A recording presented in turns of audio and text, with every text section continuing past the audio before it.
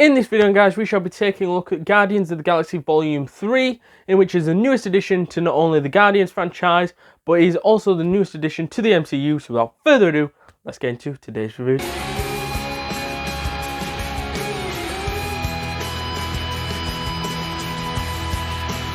So I thought then that this installment in the Guardians franchise was the best installment that we've seen yet, in my opinion, as it had everything that it needed to be a Guardians sequel.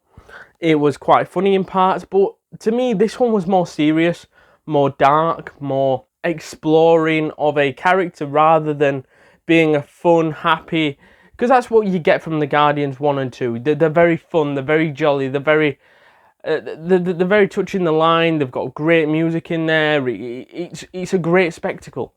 This one is one that I think is going to be an underrated classic in years to come, and that is because it has a damn good story about Rocket. It's hard hitting.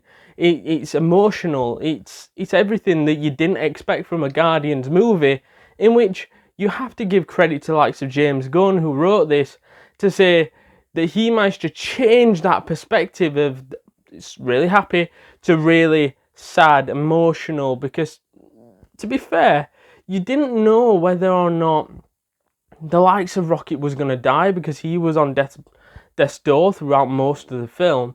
And you also saw that likes of Drax got shot twice, and you were thinking, oh, he could get killed. And when we heard the rumours of there was potentially people out the main Guardians that were going to get killed off, because we knew likes of Drax weren't returning because Bautista had posted that he's leaving the MCU, and so many others were. So you were just speculating that who was going to die, and they were teasing it all the way out throughout the movie, in which I liked that element of things we haven't seen before, I don't think, in the MCU, of them teasing characters' deaths. Maybe the last time you would say was probably Endgame or Infinity War. But no, it was really, really good, because likes of Drax, he nearly got killed. You can look at all the way through the Guardians characters that nearly there was one time where they could have died, the main five, and have that and that suspense of going, oh shit, something's gonna down. That tenseness was filled out. But I give credit to James Gunn here, because he didn't kill not one of the main characters off, in which I give credit to him there, because that would have been the easiest thing to do. Kill one of the characters off, make a big thing about it, like say it's Drax or whatever, but he didn't. He let them go their separate ways, and it always leaves their door open for a return. Because the way likes of Bautista were talking on Drax, you thought that character's ended, it's completely done. But no, everybody who played a part in that must have been alright with the ending of potentially a return at some point. Because now that leaves the door open for the likes of Drax to return, because he isn't dead, he's just taking care of these kids, and there's a time and a place for him to return. Star-Lord, they teased a return at the end, saying Star-Lord will return, even though he's just gone back to Earth. And to go through them all, they've all got a chance to return in some capacity, in which I like. On the end credit scene, I thought it was great. It was a little funny moment with Chris Pratt meeting his grandpa, and I didn't mind that. I thought it was quite funny, quite quirky, but it's the part afterwards I really want to talk about, in which is where it turns around and says Star-Lord's return. And this is going to be quite cool, because necessarily speaking, I don't know where he's going to return. I can't speculate where he's going to come back, because with the upcoming movies, I wonder if it may be in a show type of thing rather than in the films. But saying that, now he's down on Earth, he might get called in Earth rather than going back up into space. So I don't know how it's going to work, but I'm really excited to see where Star-Lord goes. And now he's not part of the Guardians, I think there could be more freedom with his character, and to work with other directors and stuff, work with other writers to see where Star-Lord could potentially go, because we've just seen him basically end his little fling with Gamora, because he's found out that this version of Gamora doesn't really love him as the old Gamora did. So like I said, that sort of pathway has sort of gone.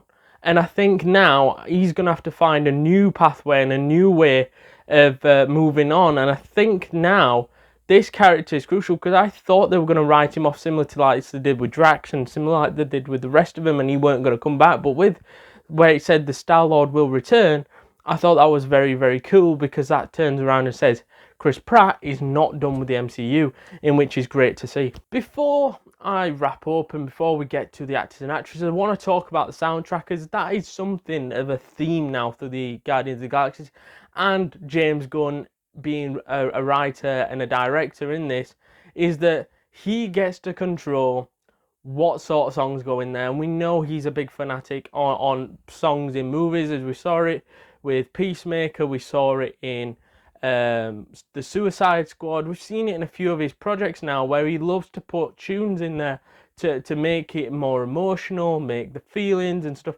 And we saw it in the first Guardians movies as well. I think this was crucial in this movie, as it's sort of the backbone to Guardians, even though normally you would say the songs are normally the sort of like the backing, the sort of like in the background extras, if you like, to make the movie better.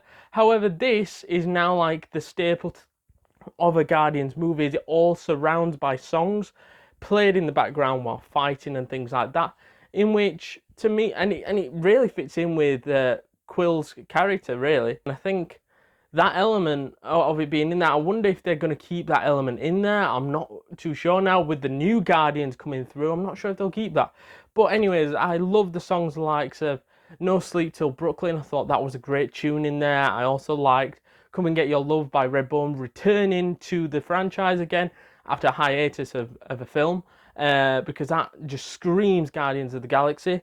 We also saw the likes of Creep by Radiohead, really good tune, starts off the movie really, really well.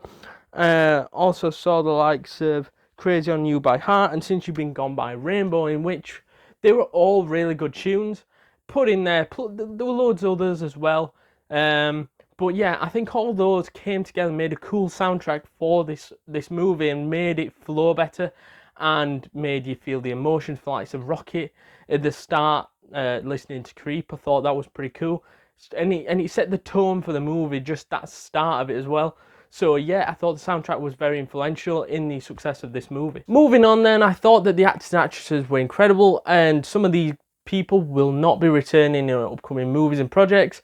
So big thanks for them and the Guardians franchise, and see how the Guardians franchise will be able to shape moving forward, as we saw the likes of Chris Pratt, Bautista, Bradley Cooper, Chukwudi Iwuji, Pom Klementieff. We saw like Karen Gillian, Vin Diesel, Sean Gunn, Poulter, Sylvester Stallone, so Zoe Saldana and Jennifer Holland, in which were all incredible in this particular movie. So big thanks to them for making this franchise mint. To summarise then, I thought that this movie was the best in the Guardians franchise, and I think probably one of the best Marvel movies that they've made in the past few years, as there's been a few stinkers, hence why I rate this movie an 8.2 and a classic film. So let me know down in the comments down below what your thoughts are. Is it good? Is it bad? Is it great? Is it terrible? Let me know down in the comments down below, please. Also, we've noticed not enough people have been subscribing, so hit that subscribe button, please. Hit that like button, hit that notification bell, and I shall see you guys in the next one. Later.